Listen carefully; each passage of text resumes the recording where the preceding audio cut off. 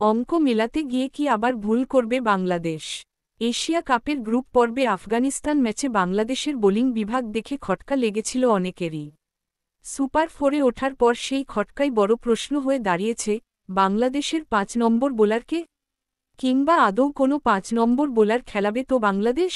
দুবাইয়ে আজ সুপার ফোরে বাংলাদেশের প্রথম পরীক্ষা। প্রতিপক্ষ শ্রীলঙ্কা।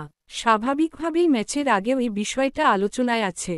বাংলাদেশ ৫ জন বিশেষজ্ঞ বোলার নিয়ে নামবে কি না, সেটি নির্ভর করছে টিম ম্যানেজমেন্টের সিদ্ধান্তের ওপর।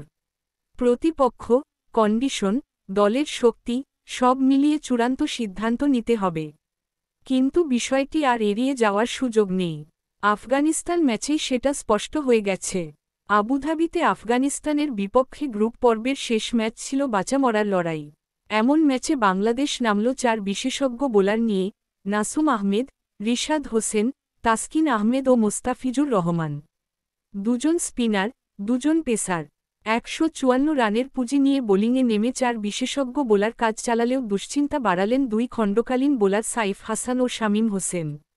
অধিনায়ক লিটন দাস তাদের দিয়ে পঞ্চম বোলারের ৪ ওভারের কোটা পূরণ করেন। শামীম ১ ওভারে দেন ১৬ রান। সাইফ ৩ ওভারে ৩৯।